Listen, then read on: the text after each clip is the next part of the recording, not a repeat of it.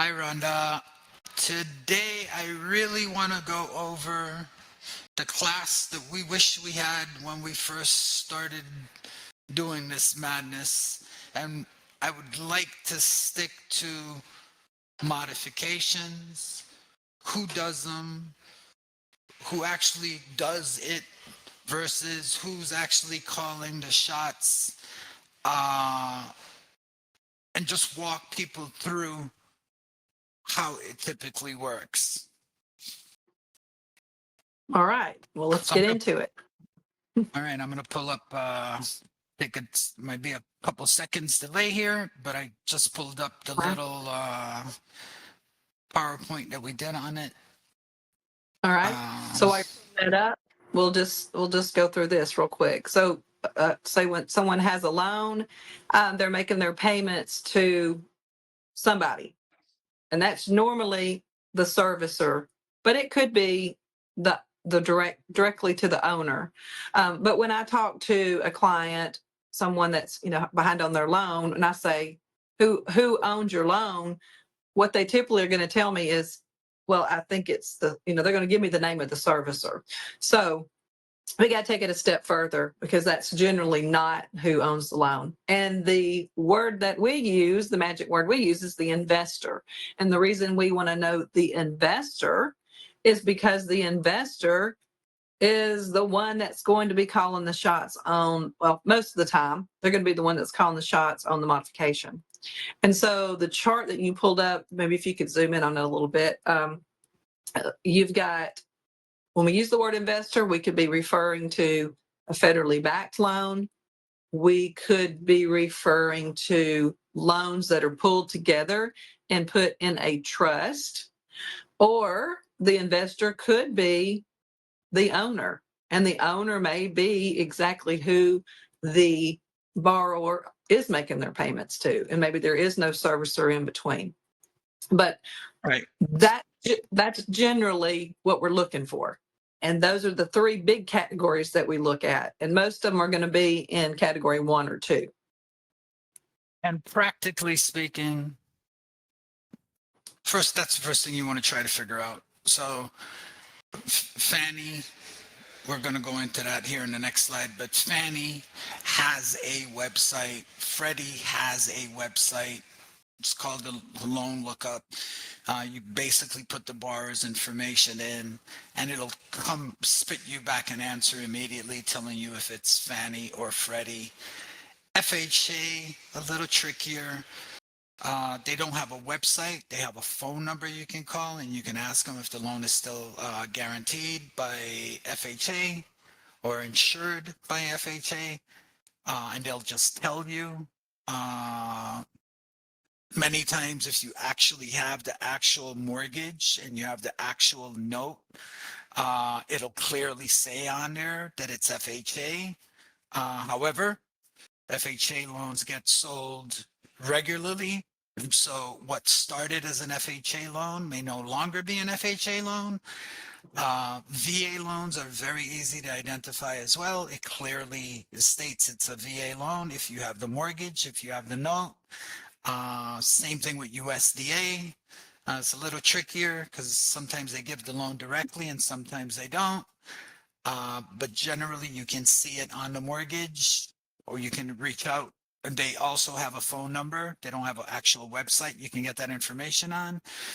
And FHLB, it's another federally backed agency.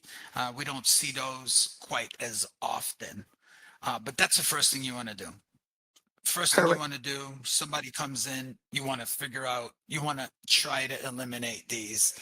The reality is a very large percentage of loans are going to fall within this category.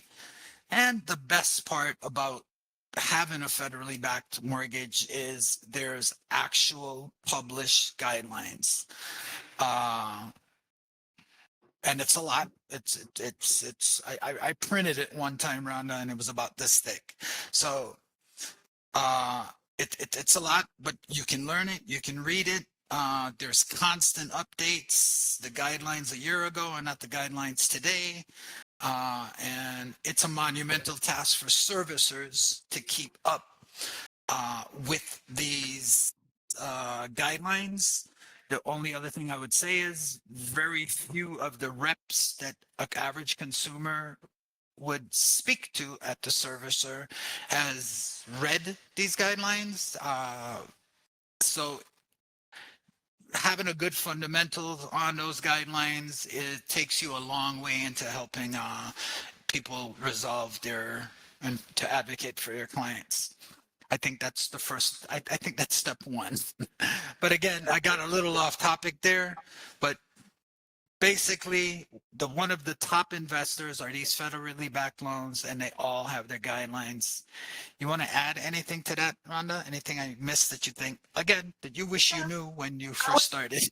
Well, I mean, I guess I would just say, when we say guidelines, what we're talking about is the guidelines for that servicer or whoever the borrower is dealing with, whoever that front man is that the borrower is dealing with. These are the guidelines that they are supposed to follow if they're modifying or trying to help a borrower on a modification or giving them some kind of mortgage assistance. That's the guidelines we're referring to. And yeah, digging in, fun, digging in and reading those things and scratching your head and going from this page that refers back to the other. But in other words, you got to know what the rules of the game are. And that's what I call the rules of the game. What are the guidelines that those investors have set out that the servicers are supposed to be following? Okay, the other large group of loans that we see on a regular basis are loans that are in a trust. If you could break this down. So yeah, the next group, and we're talking about, again, we're back to our second category, which would be loans that are pooled together and after they're originated and then they're sold off into a trust. And you'll see those, you'll know it when you see it. It'll be the ABCs. Wilmington Fund as, trustee for ABC Trust, something like that. You'll see that and you'll know. Now, there is another, then it breaks down even further because you can have private trust and you can have public trust. And we like to see the public ones because then there's generally more information available that we can get on those from the public, if they're public, as opposed to the private trust. And the private trust, they don't publish anything, so you're not going to be able to see it unless well, there's ways to get it, but you're not going to just see it out there. But between both of them, what you're going to find is there are no published guidelines for either private or a public trust. But if we know that there is a public trust, then there's some information that we can get. And I think you're going to show that screen. Again, it's not something anybody can just go get, but there are tools to get the information. And you've pulled one up here. This is a modification report. And this would be a modification report where the trust is reporting what has happened with loans in that trust.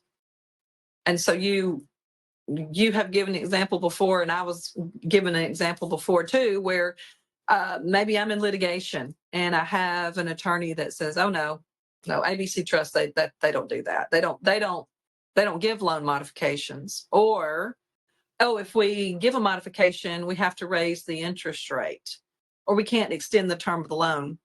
Well, if you have someone that knows what they're doing that can pull these modification reports, then guess what you can do? You can look at it. And I think, Bobby, you can show us on here for an instance. Let's say that the servicer of this trust says, no, if we give a modification, we have to raise the interest rates. That's what has to happen. If an attorney tells me that, or the servicer tells me that, what can we find out from this? We can look at this report and I, see. in as simple of a terms as I could, it's just I would pull the report. I would show them that every single modification in this specific pool, right? If you look at the fourth column from the left, it says there the pre-modification rate. That's I'm sorry, from the right. The fourth column from the right, it says pre-modification rate. The third column from the right says the post modification. So you would look down here and you would clearly see that every modification that has been done in this specific pool, and I'll be more specific, every type of loss mitigation that has been done, the pre and the post modification were exactly the same. Another thing that we see regularly is, oh, the payment can't go up. If a modification, in order to be approved, the payment has to go up. In the second table here, if you look at the second to the right, I'm sorry, from the right to the left, the second to the left from the right, you see here that the pre-modification payment was 761, and then it went up to 850.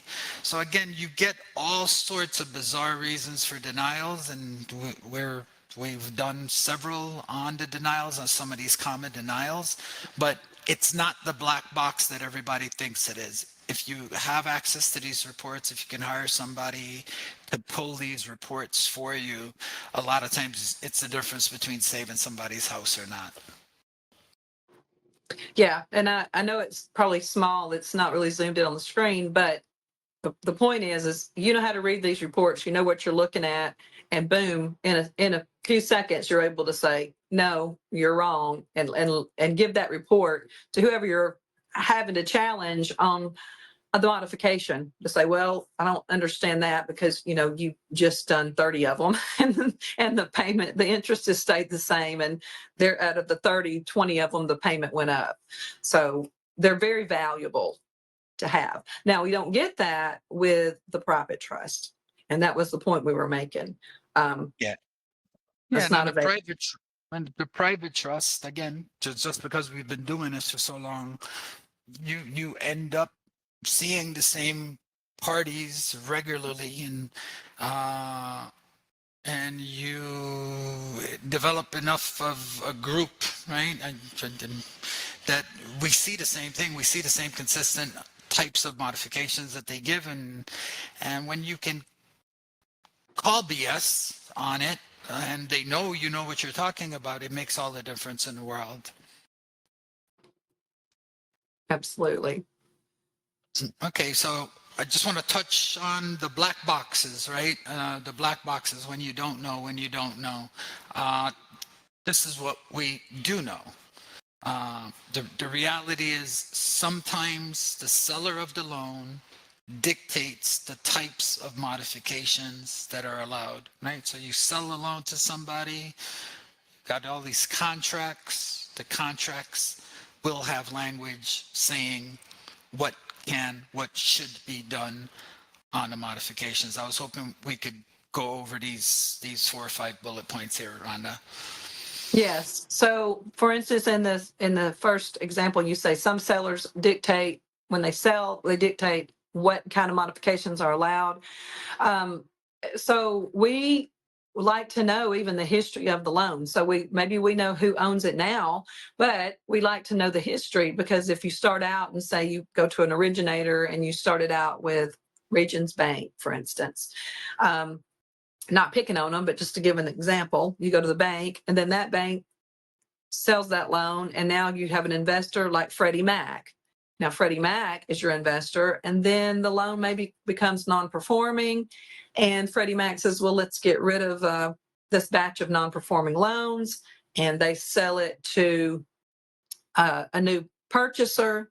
But along with that agreement comes an agreement that that new purchaser is still going to service those loans in accordance with Freddie guidelines, or in any instance, it could be, well, don't service them in accordance with Freddie guidelines, but here are our guidelines that you're going to service that loan by. So even knowing the history of the loan, knowing the current owner, investor, and then even the history can kind of give you some clues as to, what's happened with the loan, and experience has told us to look for those type of agreements. The other point here is sometimes Via contract, investors allow servicers to perform modifications as they modify loans that they actually own. If you could touch on that a little bit, that would be great. Yes. So again, you could have the investor that sells it off and says, okay, well, you just do whatever you do. You can use new owner, your servicer can do whatever their guidelines are.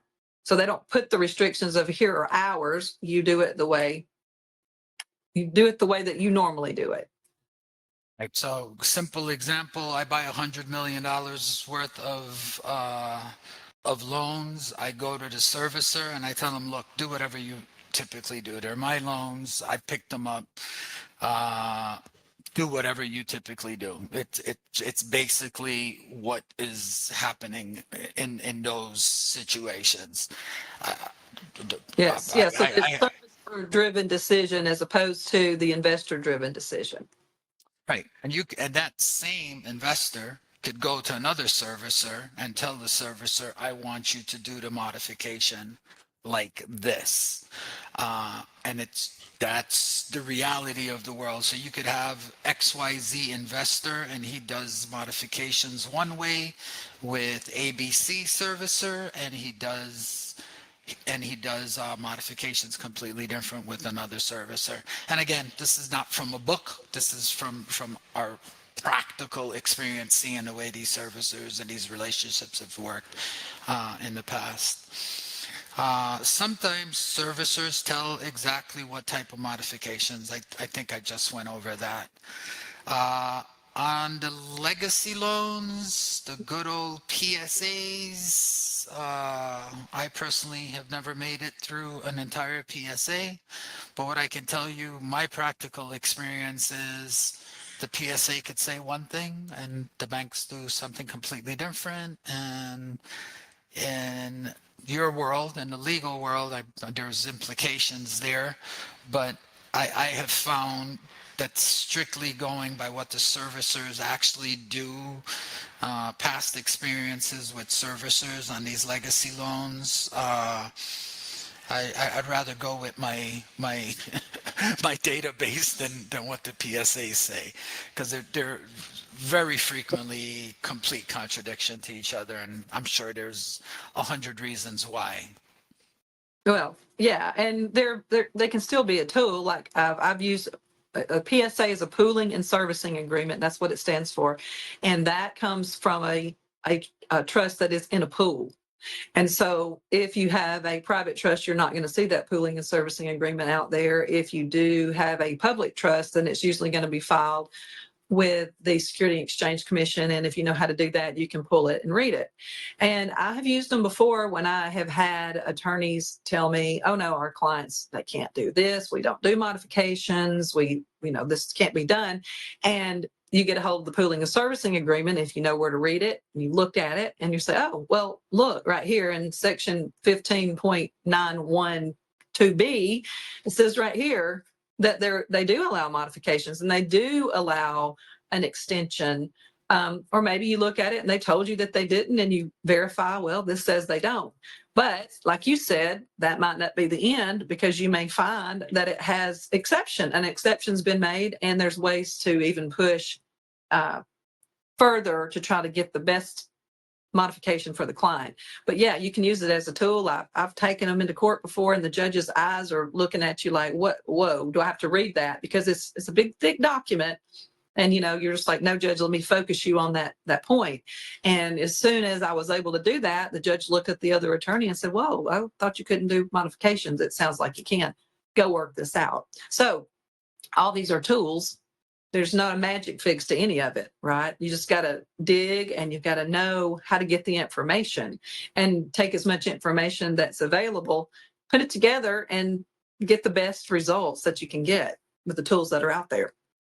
Right. And you mentioned getting the PSAs. If you want to go down the rabbit hole, Edgar is online. It's free. It requires a little bit of finessing. I know they recently changed it. I personally haven't been on it for a long time. I like the simple tool secinfo.com, secinfo.com. I find it a little easier to navigate.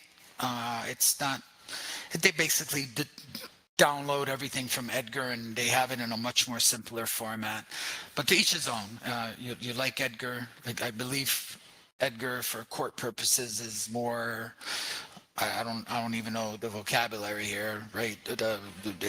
You can use it as evidence or whatever, something like that. I've heard the guys talk about it before, but You sec info for may quick use it. info on it, it Yeah. works.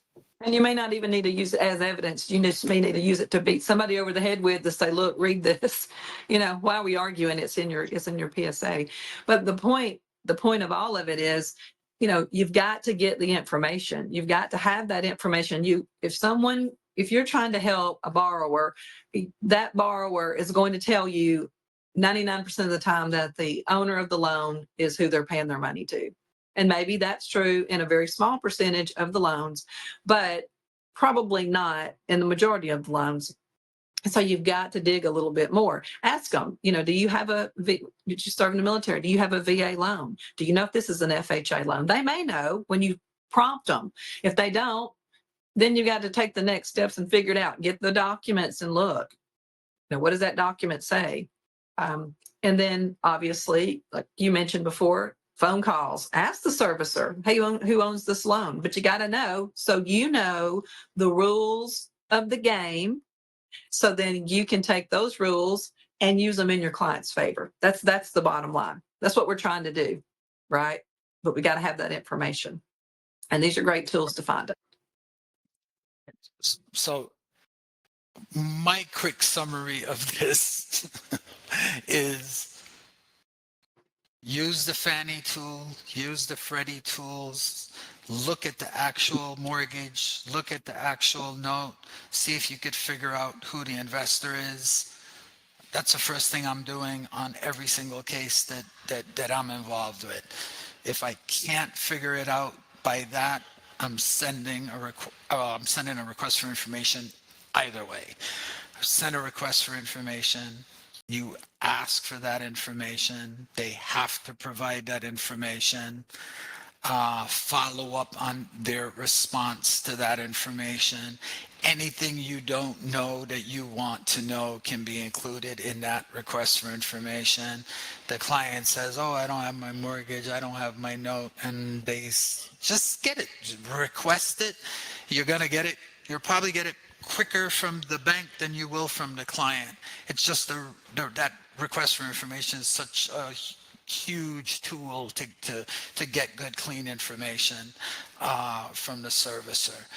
And then, obviously, in my world, you really need to be familiar with those guidelines. If you're not familiar with one, pick Fannie, pick Freddie, pick FHA, and go down the rabbit hole. So you have a good fundamental understanding on how the actual programs work. So you can push back if you have any issues with your client. And you can help set realistic expectations for the clients going forward. From your nerdy lawyer, well, how would you recap what we just went over here today? Here's how I'll recap it. The NCLC guidelines. Because we've used a lot of words here, and if you don't have the basic understanding, you need to start with the basic understanding and get at least the mortgage servicing. I mean, you can buy the book in a whole set, and I recommend it. You can get the hard copies of the books. You can get the books digitally, which I love. I'm in a spot, and I need to find something quickly.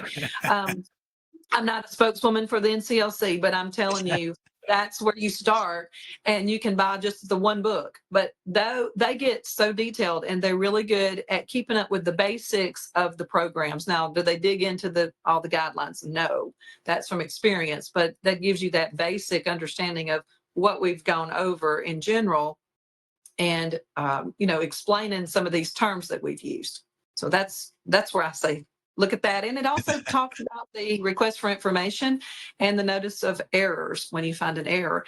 And that made me think of something. The public records. So your client doesn't have the mortgage. In many counties, the records are online. So I always like to do that too. I like to go to my county. I like to look and see, can I find the mortgage? Has there been any assignments of that mortgage? And I've had servicers, tell me that ABC owns it, and I'm looking at public records, and public records says XYZ owns this loan. That's always fun. Of course. Sometimes we don't know.